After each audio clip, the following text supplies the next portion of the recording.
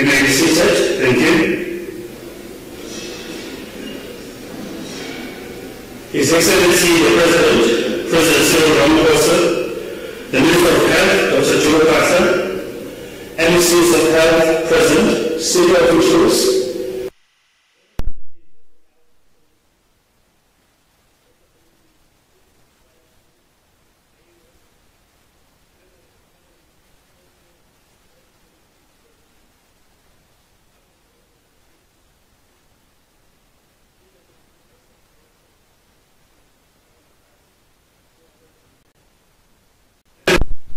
distinguished guests, ladies and gentlemen, good afternoon. My name is Vincent Magwenya. I'm the spokesperson to the President, and I've been tasked to steer the proceedings for this afternoon as we witness the historic signing of the National Health Insurance Bill. In the year in which South Africa is celebrating 30 years of freedom and democracy, today we are here to mark another significant milestone in the evolution of our constitutional democracy and in our ongoing quest for social justice. That's what the signing into law of the NHI bill represents. Shortly, we are going to hear from the Minister of Health, Dr. Joe Pasa, who has, together with his team in the department, his predecessors and many others who wanted to see this dream of the delivery of universal healthcare access, have traversed a long journey that has finally led us to this momentous occasion. Just a few housekeeping rules. We may all please keep our phones on silent. That will help. Thank you. Mr. President, ladies and gentlemen, we have a very short program for this afternoon. First to come to the podium will be the Minister of Health, Dr. Pasa. At the conclusion of his remarks, the Minister will then do the honors of inviting the President to deliver his keynote address. Thereafter, we'll invite the President, carrying his pen,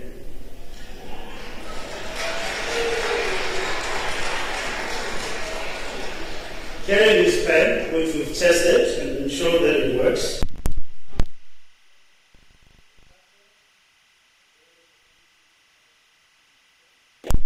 And sign the NH bill into law. Once the President has discharged his constitutionally mandated duty, he will then take leave of us. Dr. Pasa will remain behind to take questions from the media colleagues. So without taking up any more time, I'd like to invite the Honorable Dr. Pasa, the Minister of Health, if we may please give him a round of applause.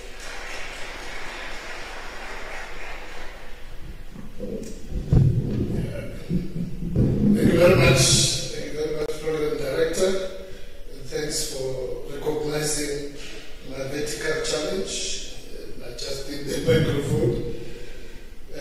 Let me pass my regards to His Excellency, the President of the Republic, Mr. Matamela Cyril Ramaphosa, the ministers present here, see my colleague, Minister of Employment and Labour, Minister Mercy, and there might be other colleagues present. Deputy Minister Jomo, my colleague in the Health Portfolio, and other Deputy Ministers present. MECs who are here, thank you very much, colleagues, for coming at a very short notice. We have MEC for Free State, MEC for Northwest, for Mpumalanga, Gauteng, and also my home, the Great North, the Great Limpopo. Thank you very much, colleagues, for being here. The chair of the Portfolio Committee, both the Portfolio Committee and also the Select Committee, from the National Assembly and also from the Council of Provinces, the NCOP, advisor to the President, Professor Shisala, who's played a major role from earlier on up to now at the end of this journey, Director General in the Presidency and all other Director Generals and all senior officials from my department also, DG Utelezi, leaders of all various organizations, political organizations, the Alliance, and all other nations, from civil society, business, and also from labor present here.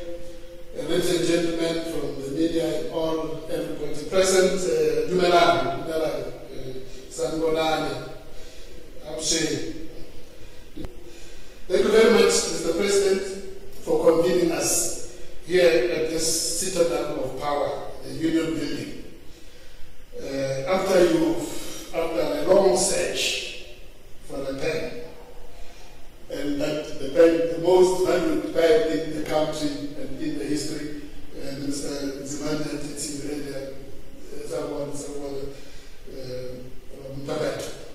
the President has finally found the pen, very, very good pen, and it will go into annals of history. I'm sure it will also be kept in the museum after this. Today indeed marks a very historic milestone as we are here to witness the signing of the National Health Insurance Bill into law, a transformative leap in our nation's health policy. This law is derived, amongst others, from the aspirations of the National Development Plan 2030, which sets us on a course that enables us to guarantee that every South African will have the right to access to comprehensive healthcare services, free at the point of delivery. The vision of the ANC as the oldest and leading liberation movement for South Africa, also leading in the health area, we can be traced backwards into the African claims of the early 40s, as expressed in the African claims document under the leadership of President A.B. Kuma. Just to inform the President and colleagues here that we've also named our headquarters the A.B. Kuma building. We will be having the family sometime next week to inaugurate the A.B. Kuma building as the national headquarters of the Department of Health. Even at that time already outlined the kind of future health system which was required in the country. In one of the clauses of the document, I quote, it says, it calls for the establishment of free medical and health services for all sections of the population. That is in 1943. While the other clause calls for, I quote, a drastic overhaul of the health services of the country with emphasis on preventative medicine. That's that time. So those many years, almost 80-something years ago. But the journey to today's landmark moment also was started as early as our first democratic dispensation in 1994 with the post-apartheid government laying the foundation for the health reform.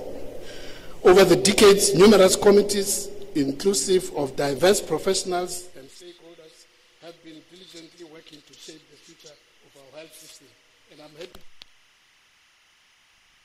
of those discussions day and night, when we hammered out the various issues. Through extensive public consultations and after assimilating numerous comments in the new government, in the new dispensation,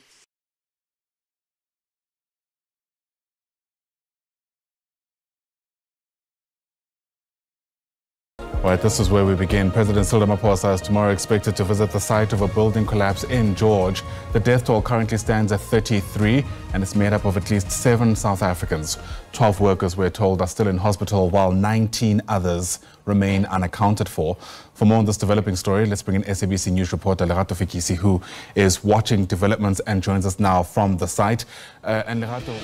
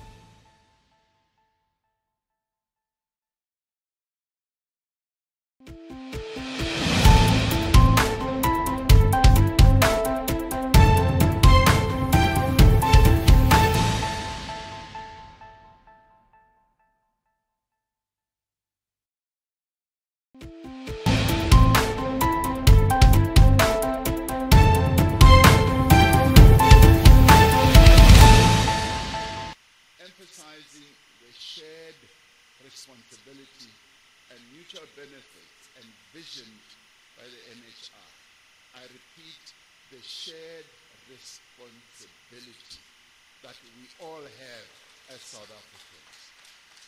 Now, the financial hurdles facing the NHI can be navigated with careful planning, strategic resource allocation, and a steadfast commitment to achieving equity. And let me repeat, achieving equity. And this is this point, that achieving equity is what the struggle against apartheid has been all about. And it continues to be about that we should have equality. Now we cannot have a situation where there is a portion of South African population that continues to live under an unequal system, while the others continue to live under a privileged type of system. This is completely against what the ethos of our democracy is. So for those who would like to see those privileges that we continue to enjoy continuing, sorry, you are on the wrong boat. The boat that we are on is about equality. Now, the NHI carries the potential to transform the healthcare landscape, making the dream of quality, accessible care a reality for all its citizens. Now, I will not go into the criticisms that have always been levied about this type of system we want to establish. The NHI Fund will procure services from public and private providers to ensure all South Africans have access to quality health care. The NHI recognizes the respective strengths and the capabilities of the public and private care health systems. Now, quite often it is said that the private healthcare system is the real backbone of our health, and they have the best of everything. And they always try to downgrade the public health system, and in fact, in a very insulting way, they dismiss it completely. But let me tell you something, what we are trying to build is a Rolls-Royce system of healthcare for all South Africans. That is what we are trying to do. Now, it aims to ensure that we complement the systems and reinforce them with each other. Through more effective collaboration between the public and private sector, we can ensure that the Africans have, firstly, with the right to vote, that all South Africans will have. A number of South Africans were terrified that all these many South Africans, largely black, would now have the right to vote. And they were so terrified. Some of them started collecting tinned food, putting it in their cupboards, in the hundreds of tins and so forth, fearing that a calamity is about to descend on them. We all won the right to vote, and nothing happened. Only progress that started building our nation. And then I also spoke about the right to strike. And the employers were so terrified that these hordes of workers are now going to have the right to strike, and it's going to destroy the economy. Instead, having won the right to strike, we have been able to grow this economy almost threefold since the days of apartheid, showing that there was nothing to fear. They were just fearing ghosts. So now today I say, with the national health care, those who are fearful, those who are afraid, and I say, just think about the commitment that the governing party has always had to building South Africa as a sustainable, growing nation, what nation building is all about. Healthcare on a universal basis is going to build our nation in a very practical way. Now, preparations for the implementation of NHI necessarily requires a focused drive to improve the quality of healthcare. We have already begun implementing a national quality improvement plan in public and private healthcare facilities, and we are now seeing vast improvement. And let me say, we are seeing vast improvement even in areas where we never thought we would see improvement. In the deep rural areas of our country, we're really seeing great improvement of health facilities. Even in our townships, where even old people go and no longer need to queue up, for instance, for getting their critical care medication, get it through computer calculations, and they just go and pick their medication up from cubicles. And that is what improvement of healthcare is all about. It's happening in the township. I go to the deep rural areas in Limpopo, in KZN, in Northwest, and I go to hospitals right in the rural areas. And I have the same machines, MRI machines, whatever they are called, right in rural areas. Machines that are, we say no, we are improving. Now, in signing this bill, we are clearly signaling our determination to advance the constitutional right to access health care, as articulated in Section 27 of our Constitution. Remember, Section 27 of our Constitution is what we all as South Africans said we wanted. We went across the length and the breadth of the country, consulting our people, and our people said, we want those who are going to finalize the drafting in the Constitutional Assembly to insert this type of clause in our Constitution. And the Section 27 says, and I want to read it, it prescribes that everyone has the right to have access to healthcare services, including reproductive healthcare. And it goes on to say the state must take reasonable legislative and other measures within its available resources to achieve the progressive realization of each of these rights. And it goes on to say, no one may be refused emergency medical treatment. But if you read it more carefully, it says, no one may be refused medical treatment here in South Africa. That is what the people of South Africa wanted. And this is what we are signing to today. That's what we are signing to.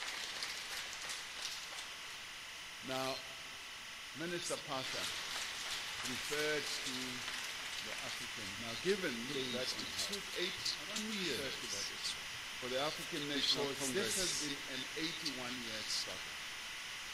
That's the governing party of this country to achieve the freedom that we today enjoy. Director, Ms. Faith Mangope, thank you for trying to explain where I am headed to as I will leave. It's not an emergency. I have to catch a flight to fly to Cape Town, where tomorrow I have to be present at a Workers' Day rally to deliver a speech there.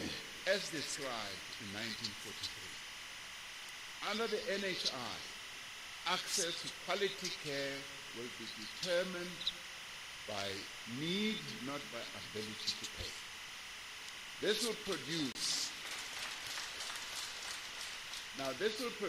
better health outcomes and prevent avoidable deaths as they also envisaged in 1943. The NHI is an important instrument also to tackle poverty. These leaders envisage to ensure that available resources are more effectively used. Through the NHI, we plan to improve the healthcare provision by requiring all health to achieve quality health and be. Following the signing of this bill, we will be establishing the systems and putting in place the necessary governance structures to implement the NHI based on the primary health care. Now, the implementation of the NHI in a phased manner, in a phased approach, with key milestones in each rather than an overnight event. That yes, overnight, it is just boom, going to happen. And we are saying it's going to be phased. And if you are afraid of the NHI, big heart and courage from the fact that we are going to implement phase so as to ensure that carefully considered by all and sundry, including myself as president, having given it due consideration, I have now arrived at the conclusion that it must be an act of parliament. Of course, South Africa is also a country that is governed by the rule of law, in which no person may be unduly deprived of their rights. With the inequality, inequity, and inefficiency that has long characterized our approach to health to the people of South Africa, as seen also in 1943. So I would like to say, let us work together in a spirit of cooperation and solidarity to make the NHI work, because the NHI is here, and it is now about to become an act of parliament as the law that governs health in the Republic of South Africa. I have found my pen, and it is now going to be signed. Thank you very much. I thank you all.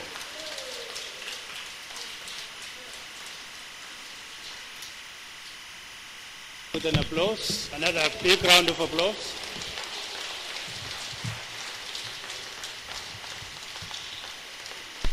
You may be seated. Thank you very much, Mr. President, for those inspiring words. You may be seated.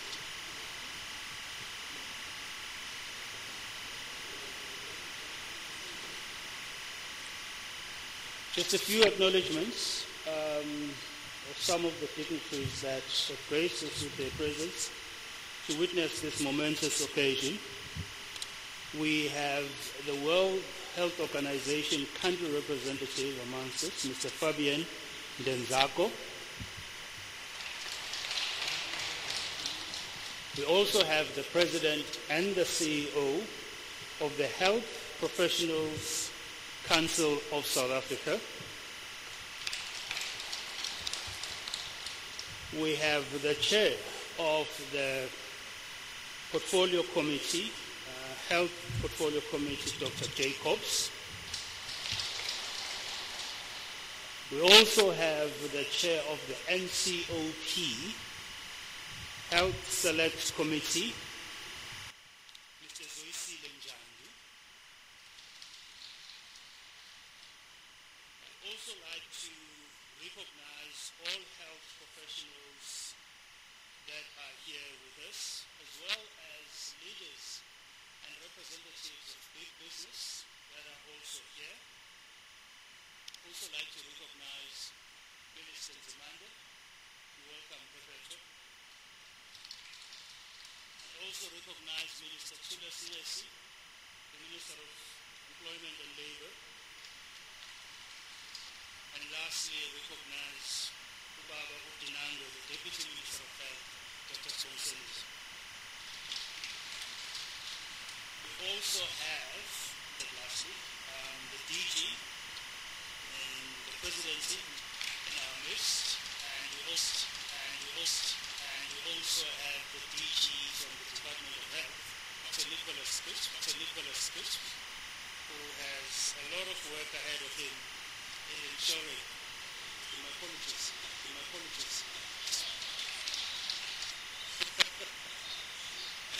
Senator Fleischer, to invite the President, is a pen. Okay, the pen is there. To invite the President, the Minister of Health, as well as the embassies of health, to come to the table here so we can witness the signing.